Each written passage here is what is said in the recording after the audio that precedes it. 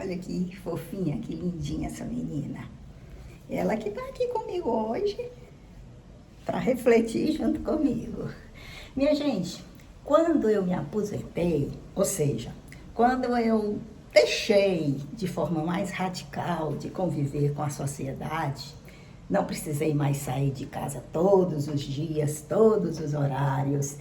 Então, a primeira medida que eu tomei foi de não pintar mais os cabelos, deixar que os meus cabelos se mostrassem como estavam, brancos, porque era como se fosse um portal para eu me aproximar mais de mim, da minha interioridade, do meu espírito. Porque quando a gente está lidando em sociedade, a gente naturalmente fica muito distraído. Tem funções a cumprir, tem que conviver, e conviver às vezes é muito drástico para a gente, muito violento para a gente, porque a gente automaticamente tem que representar papéis, não é? E quando a gente não tem mais esse compromisso social, se dá o luxo de descobrir quem é na sua interioridade, ou seja, do que gosta, o que quer fazer.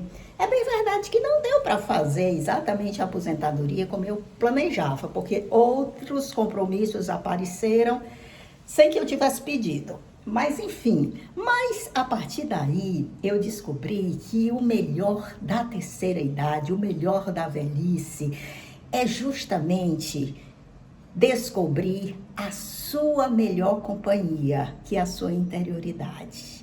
E claro que as coisas práticas começaram a ocupar um segundo plano, que eu comecei a fazer de forma mecânica, automática, e aí dá mais atenção às emoções, às sensações, e tudo passou a ser bem diferente do que era antes, porque eu podia olhar, eu podia perceber o que é que aquilo estava me transmitindo. Aquilo significa qualquer coisa, podia ser uma coisa insignificante mesmo, mas tem diferença do modo que ressoa em cada pessoa. Por exemplo, eu gosto sempre de dar um exemplo para vocês perceberem como é gostoso viver a terceira idade, ou seja, a velhice, dentro dessa concepção que eu comecei a criar naturalmente. Olha, estão fazendo o calçamento aqui dessa rua. A rua que é vizinho à minha casa, estão vendo? Minha gente, são mais de 30 anos que eu moro aqui nessa casa e quando eu cheguei aqui, praticamente não existia nada. Era só a minha casa e duas casas mais distantes. A rua era na areia e com o passar do tempo, eles acabaram fazendo o calçamento na parte da frente. Essa daqui sempre ficou assim, sem nada. E depois, agora, esse ano, eles colocaram asfalto nessa parte da frente. E essa, agora que eles estão começando a botar o calçamento. Então, tudo isso me traz determinadas recordações de como era.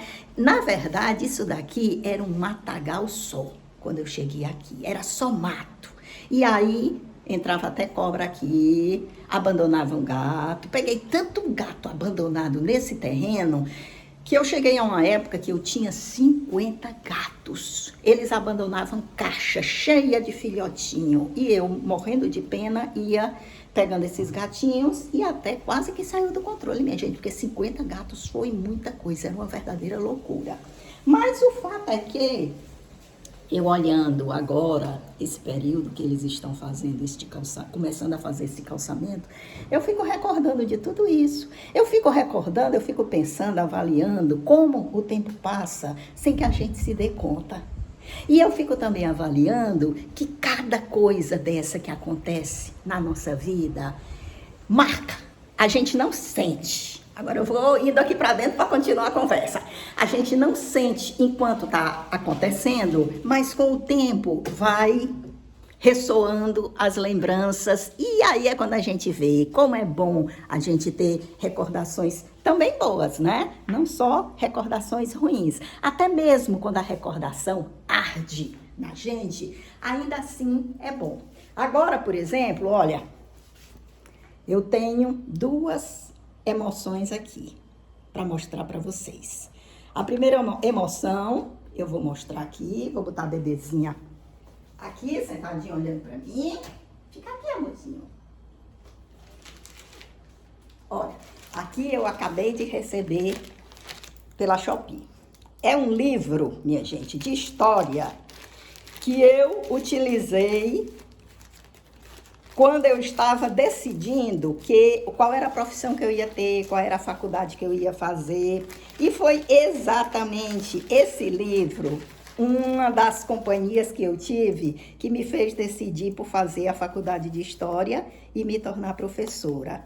Só que, claro, com o passar do tempo, eu acabei me desfazendo desse livro, muito tempo atrás, eu ainda era adolescente, não é? E agora, quando eu vi este livro para vender na Shopee, usado, claro, livro velho, eu digo, eu vou pegar esse livro, porque junto com ele virão muitas recordações. Minha gente, olha, ele tá bem velhinho, o meu era direitinho, o meu tinha as folhinhas brancas, mas é um tempo, né, pessoal? Deve ter o quê? Quando isso aconteceu comigo, deu utilizar esse livro, deve ter uns 40, 45, 50 anos. Então, olha aí, é como se eu tivesse trazendo tudo de volta. Todas aquelas esperanças, aqueles sonhos, aquela ideia que eu tinha do que era a faculdade de História, do que era ser professora. É bem verdade que quando eu fiz a minha faculdade, ficou em 1978. Eu adorei, eu achei maravilhosa a faculdade de História. Depois, eu me tornei professora. Quando eu entrei na escola pública, que era o meu ideal, não é? Eu queria ser professora de escola pública por ser mais seguro, não é? Então, quando eu entrei, foi em 1984. A escola pública era maravilhosa, pobre, é verdade. Não tinha muito recurso, não. Aqueles prédios muito simples. Mas eram outros alunos, minha gente. Eram alunos interessados, eram alunos bem comportados, uns não atrapalhavam os outros, que claro, até hoje existe aluno maravilhoso, existe aluno interessado, mas o problema é que os desinteressados acabam contaminando os que são interessados.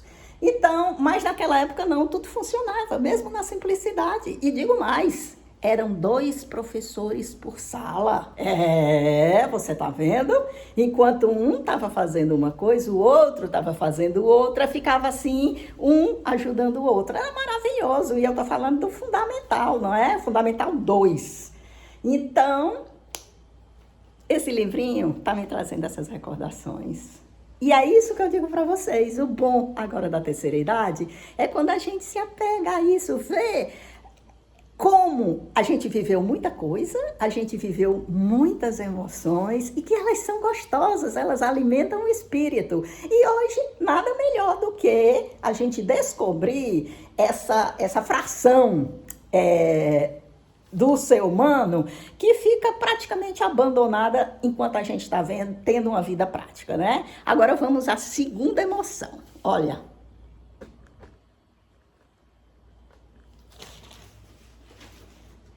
Não resta dúvida, minha gente, o desapego é algo que dói.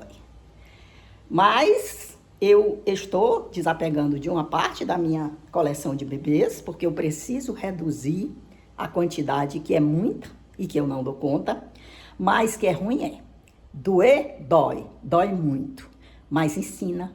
A gente aprende sobre a finitude, a gente aprende que não tem como controlar a vida, que às vezes você tem que fazer determinadas coisas, ainda que não goste. É claro que nem todo mundo precisa se desapegar dos seus bebês. Tem gente que tem uma infraestrutura, quem ajude, quem tome conta, quem divida. Quando a pessoa não tem, então é preciso saber reconhecer sem se fazer de vítima e dizer, bom, se eu não tenho rede de apoio para nada, então eu tenho que ir responsavelmente graduando as minhas possibilidades para não extrapolar.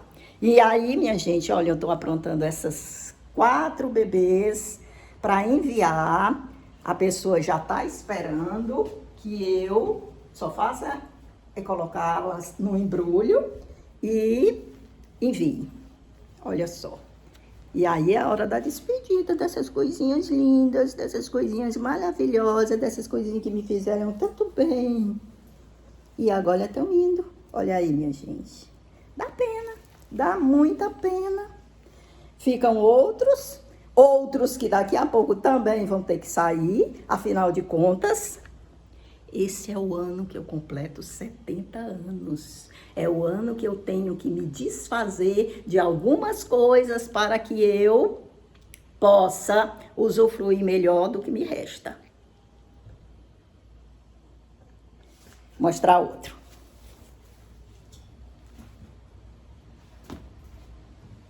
Oh, que dó se desfazer dessa lindeza. Se você tem sensibilidade, você deve imaginar o que eu estou passando, minha gente. Mas, se tem uma coisa que eu gostaria que vocês aprendessem com o que eu falo, é justamente isso, minha gente. É entender nossos limites, é entender que nós não somos gado, não somos iguais a todo mundo.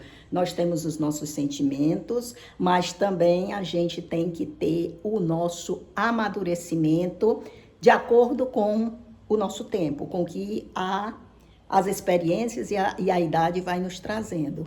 E para mim, eles ensinam que é hora de eu abrir mão de alguns bebês. É isso que eu tô fazendo.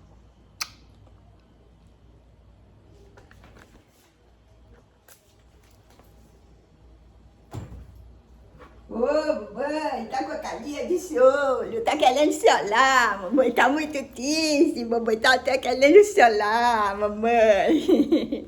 Ô, mamãe. É, pessoal, vocês sabem. Se não sabem, vocês vão saber. Aquelas pessoas que pensam que a velhice ainda está longe delas, não se engane não, está bem ali na porta. Quando você menos esperar, ela chega. Mas ela ainda tem coisas muito boas para dar para a gente. Mas a gente só vai saber usufruir das coisas boas se a gente encarar de frente os nossos limites. Essa é a liçãozinha que eu tenho hoje para dar para vocês e deixar um forte abraço. Tchau, pessoal!